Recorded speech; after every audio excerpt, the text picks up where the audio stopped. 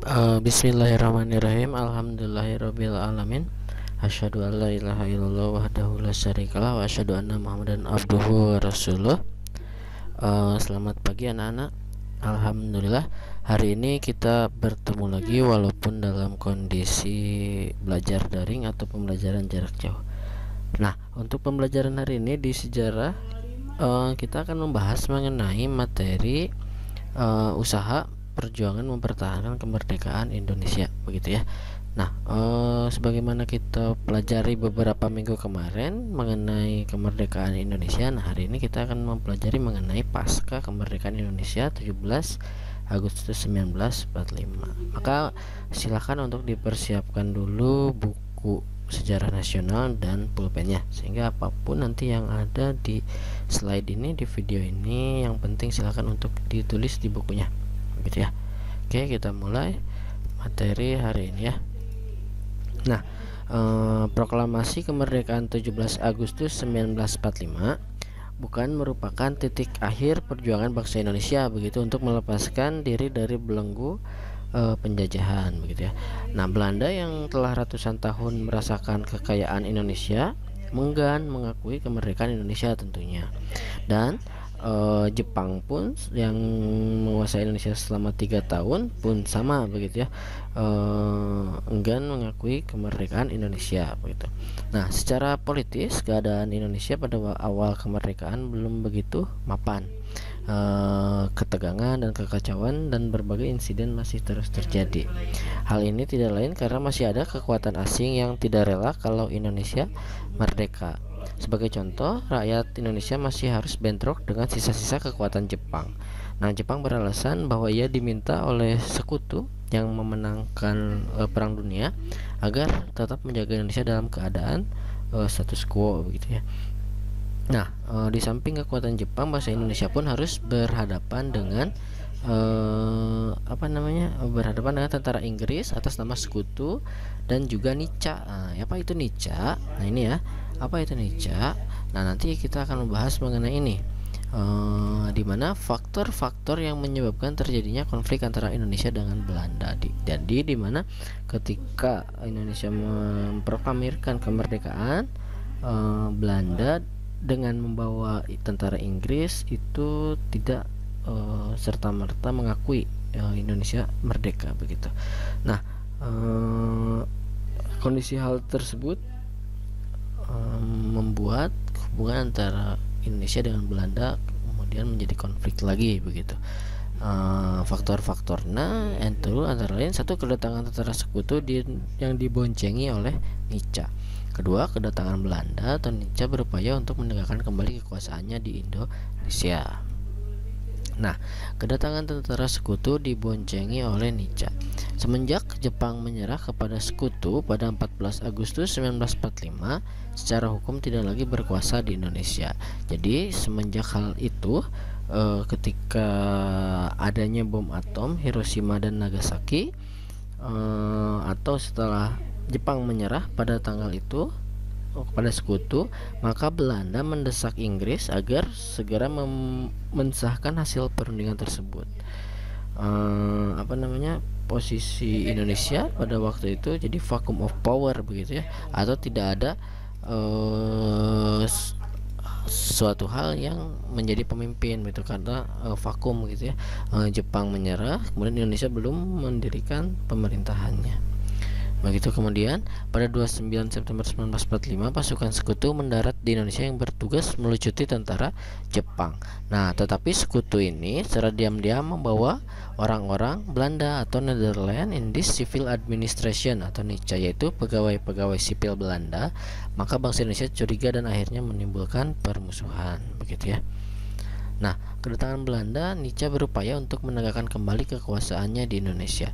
Nica berusaha mempersenjatai kembali KNIL, Koninklijk Netherlands Indies Leger, yaitu tentara kerajaan Belanda yang ditempatkan di Indonesia. Kenyataannya, pasukan sekutu sering membuat huru-hara dan tidak menghormati kedaulatan bangsa Indonesia. Gerombolan Nica sering melakukan teror terhadap pemimpin-pemimpin Indonesia, ya, kita. Nah, adapun peran dunia internasional dalam penyelesaian konflik Indonesia-Belanda. Yang satu, peranan PBB.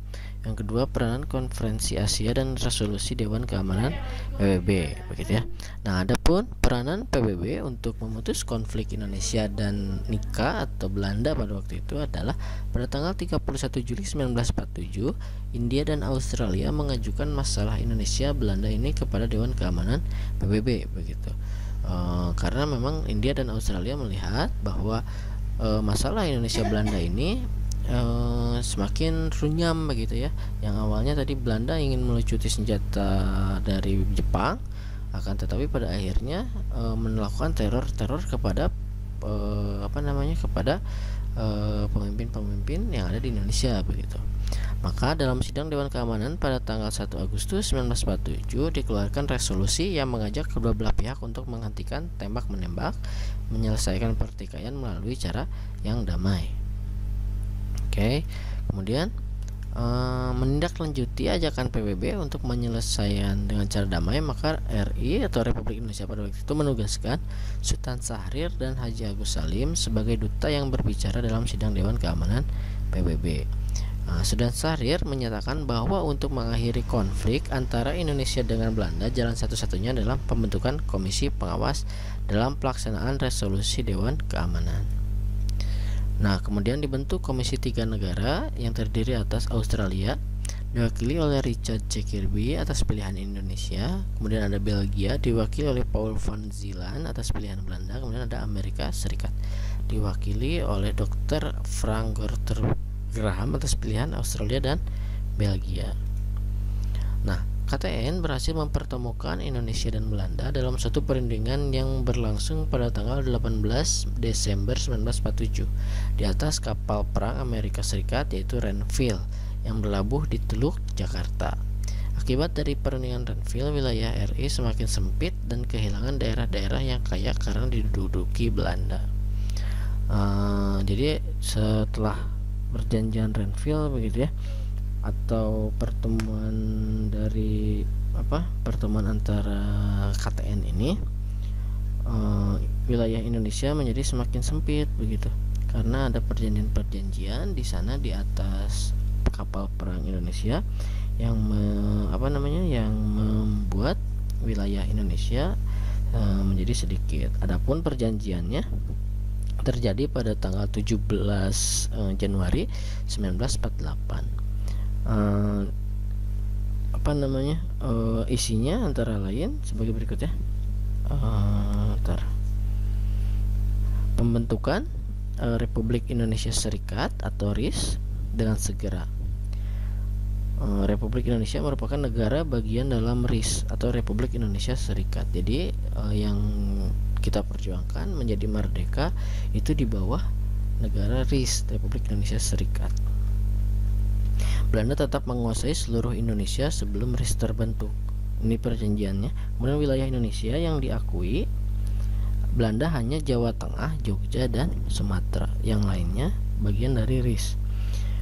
Kemudian tentara Indonesia ditarik mundur dari daerah-daerah kekuasaan Belanda, akan dibentuk Uni Indonesia Belanda dengan kepalanya Raja Belanda, dan yang lainnya. Maka dampak dari perjanjian Renville ini sangat merugikan kepada Indonesia yang berjuang untuk mempertahankan kemerdekaan, gitu ya. Nah, kemudian yang kedua ada peranan Konferensi Asia dan Resolusi Dewan Keamanan PBB. Perdana Menteri India Pandit Jawaharlal Nehru dan Perdana Menteri Burma U Aung San memprakarsai Konferensi Asia. Konferensi ini diselenggarakan di New Delhi dari tanggal 20 sampai 23 Januari 1949. Kemudian konferensi ini menghasilkan resolusi disampaikan kepada Dewan Keamanan PBB. Isinya adalah pengembalian pemerintah Republik Indonesia ke Jogja, pembentukan pemerintah ad interim yang mempunyai kemerdekaan dalam politik luar negeri sebelum tanggal 15 Maret 1949. Ada penarikan tentara Belanda dari seluruh Indonesia, penyerahan kedaulatan kepada pemerintahan Indonesia Serikat paling lambat pada tanggal 1 Januari 1950. Ya, itulah peranan PBB dan peran Konferensi Asia dalam konflik Indonesia dan Belanda pada masa setelah kemerdekaan Indonesia 17 Agustus 1945. Jadi perjuangan belum berakhir. Ketika Indonesia merdeka, banyak sekali tantangan-tantangan, yaitu Belanda datang lagi ke Indonesia, kemudian Jepang masih ada. Maka untuk perjuangan mempertahankan kemerdekaan Indonesia juga akan kita bahas di minggu-minggu selanjutnya, begitu ya, tentang bagaimanakah perjanjian-perjanjian dengan Belanda dilaksanakan dan hasilnya seperti apa, kemudian perang-perang yang banyak sekali melahirkan pahlawan seperti Bandung Lautan Api, kemudian dan sebagainya. Kita akan bahas di minggu depan, gitu ya. Oke, assalamualaikum warahmatullahi wabarakatuh.